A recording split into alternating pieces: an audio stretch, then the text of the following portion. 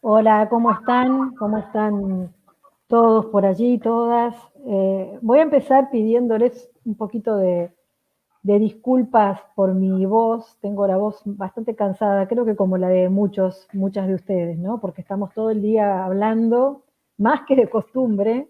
Mira que los docentes hablamos bastante, pero últimamente esta situación nos obliga a hablar casi todo el tiempo. Así que en algún momento por ahí se me va a caer un poco la voz. En ese caso, les pido muchas disculpas.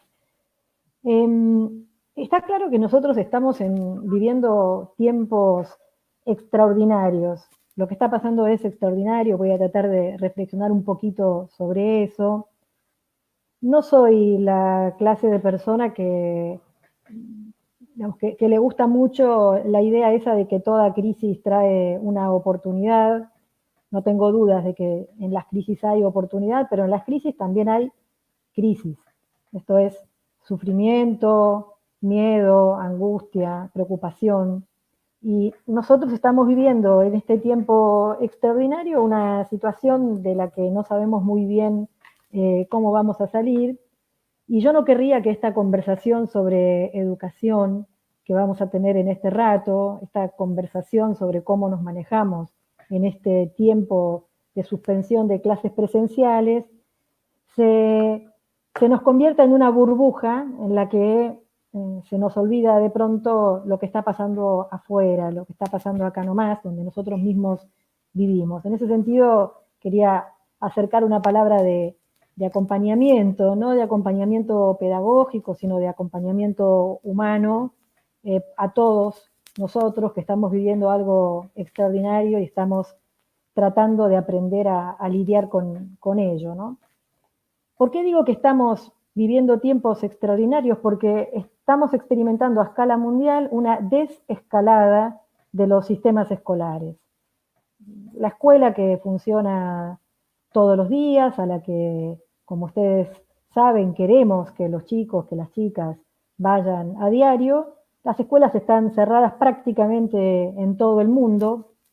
Hay pequeños retornos, las imágenes que ustedes están viendo son de algunos de los pequeños retornos que están ocurriendo, la mayor parte de ellos en China, donde esta situación comenzó.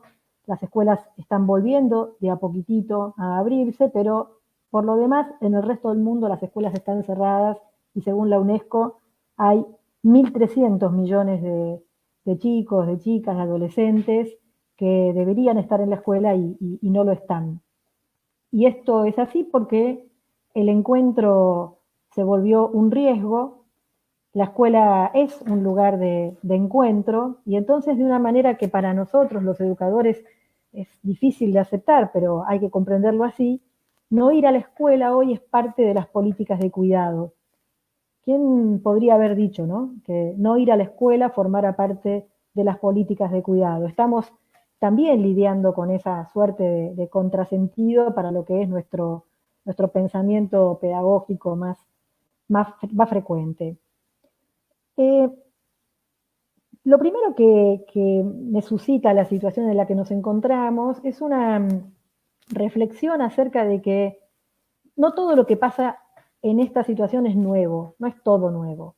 Es cierto que hay muchas cosas raras, por ejemplo, esta escena es rara, es cierto que 1.300 millones de chicos que no van a la escuela es raro, pero algunas de las cosas que pasan en realidad son profundizaciones de situaciones que ya conocíamos. Por ejemplo, estos días escuchamos mucho la preocupación porque el cierre de las escuelas y el intento de desplegar la educación en la virtualidad profundice la desigualdad. Pues bueno, la desigualdad estaba presente desde antes, por supuesto que hay un riesgo de que la desigualdad se profundice, pero no es que teníamos una situación igualitaria y de pronto la pandemia produce la desigualdad.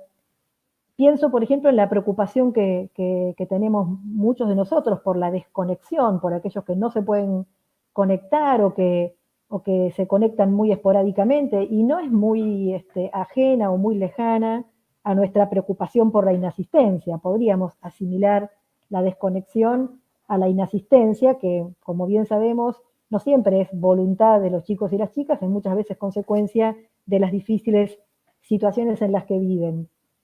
una cosa más que se profundiza, ¿no? La preocupación por cómo asegurar que todos avancen al mismo ritmo. Bueno, esa idea del aprendizaje monocrónico, esa idea de la monocronía está en crisis también en las clases presenciales. No es que esto nos produce una condición que crea un problema que no teníamos. Por supuesto, entiendo perfectamente que lo que está ocurriendo ahora, como decía hace un ratito, es extraordinario y genera otras condiciones, pero querría decir que una parte de lo que pasa es que algunos problemas que ya teníamos se nos hacen muy visibles, muy manifiestos, ¿no? Lo cual nos lleva a pensar, bueno, cómo los vamos a asumir no solamente en este contexto, sino también cuando en algún momento podamos volver.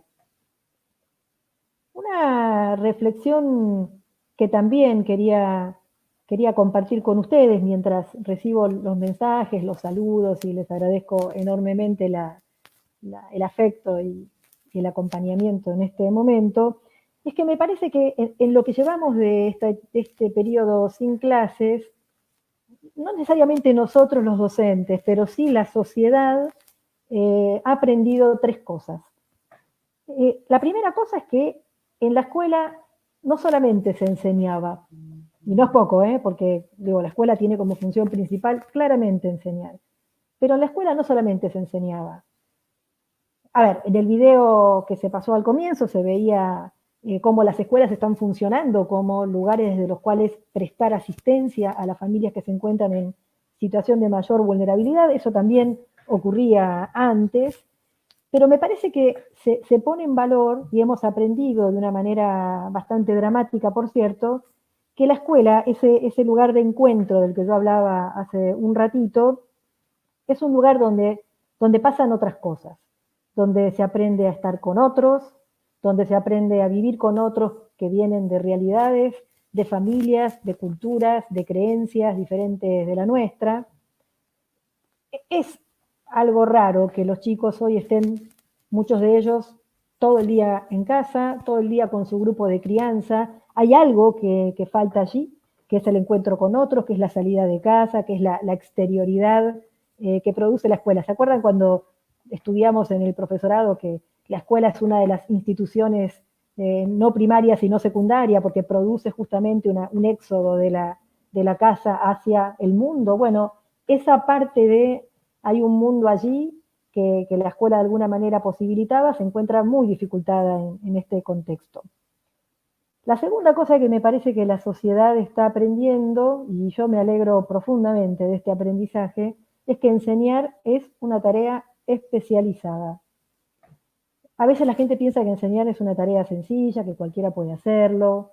Me imagino muchas situaciones cotidianas en las casas de los chicos, en las casas de las chicas, donde los adultos responsables de su crianza o inclusive sus hermanos o primos mayores intentan explicarles algo de la escuela y el tío no entiende, o se enoja, o qué sé yo, y ahí aparece que hay algo que sabemos hacer los docentes que no es natural, no va de suyo, es producto de una especialización que nosotros tenemos en la que podemos ser mejores o peores, pero claramente nos vamos formando y aprendiendo en el curso de nuestra carrera y acabamos haciendo cosas que no cualquiera puede hacer.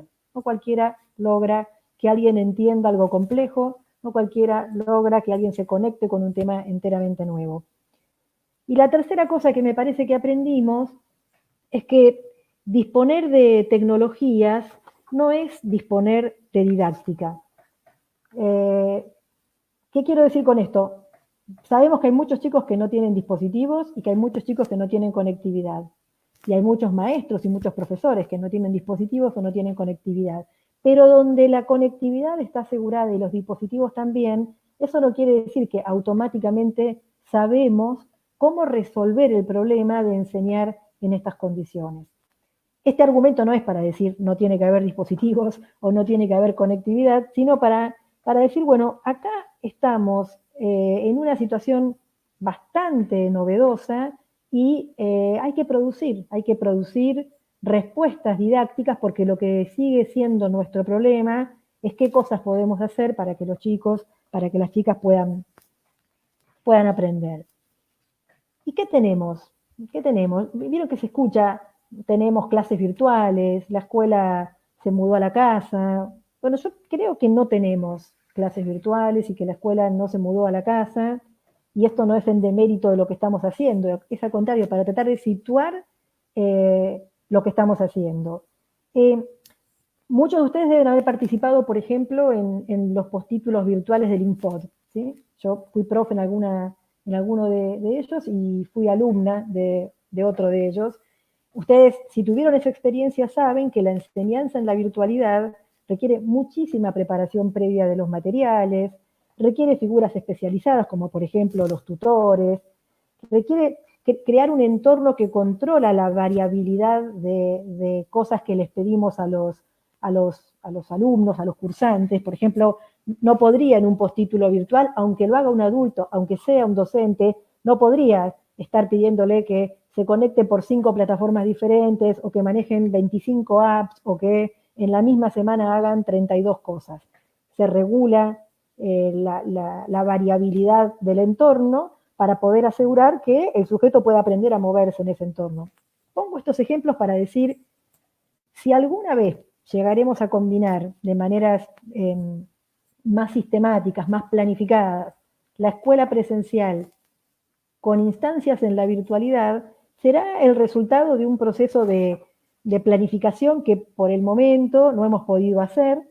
Ustedes se habrán dado cuenta que los primeros días sin clases presenciales salimos todos bastante rápidamente a tratar de suplir de este modo, del modo en que lo estamos haciendo ahora, la situación de clase, y todos podemos reconocer que lo que logramos es algo que puede ser interesante, pero que no es la situación de clase. Esto que tenemos es otra cosa. Por suerte lo tenemos, ¿eh? Ayer leía una reflexión que señalaba, si esto hubiese ocurrido hace 15 años, no tendríamos ni siquiera esto, no tendríamos ni siquiera esta posibilidad de que, así como yo estoy ahora hablando para ustedes, ustedes puedan estar hablando para sus estudiantes o mandándoles una tarea por PDF u organizando con el grupo de sala de 5 alguna cosa que hagamos juntos a la manera de una ronda. Y también está bueno recordar que hay muchos y hay muchas que no lo pueden hacer porque no están conectados, porque no tienen dispositivos o porque las condiciones de su vida cotidiana hacen muy complicado que puedan sostener una situación como esta. Para esto se requiere tranquilidad, se requiere silencio, se requiere disponer con exclusividad del dispositivo, y hay muchas situaciones en las cuales esto no es posible. Bueno, entonces si lo que tenemos no son exactamente clases virtuales, ¿qué es lo que tenemos? A mí me parece que tenemos educación en el hogar comandada por la escuela, que no es lo mismo que tener clases virtuales y que no es lo mismo que homeschooling o educación en el hogar. Esta no es una situación elegida, no es que estamos decidiendo que es mejor que los chicos estén en casa cuando aprenden. No es algo que diríamos casi en ninguna otra circunstancia, si no fuera por aquello que yo planteaba al comienzo, que es, bueno, en este contexto, no ir a la escuela forma parte de las políticas de cuidado. En este contexto en el que no ir a la escuela forma parte de las políticas de cuidado, bueno, tenemos educación en los hogares comandada por la escuela. Ha tomado principalmente la forma de asignar tareas, recibir las tareas, corregir las tareas, hacer devoluciones, y los que se van animando o tenían más experiencia previa con entornos como este, por ejemplo, arman encuentros con todos sus alumnos o con grupos más chiquitos, envían mensajes de audio, graban videitos con su celular, tratando de sostener una relación educativa, tratando de sostener una relación pedagógica con alumnos y con alumnas que en muchos casos, salvo que vinieran de, por ejemplo, de la unidad pedagógica en primer y segundo grado, o que, no sé, tuvieran alumnos de varios años en una misma escuela secundaria, con alumnos y con alumnas a los que acababan de conocer. No es lo mismo que esto haya ocurrido apenas comenzadas las clases que lo que ocurrió, por ejemplo, en los países europeos, en los que las clases se detuvieron o se interrumpieron después de varios meses de estar en la escuela.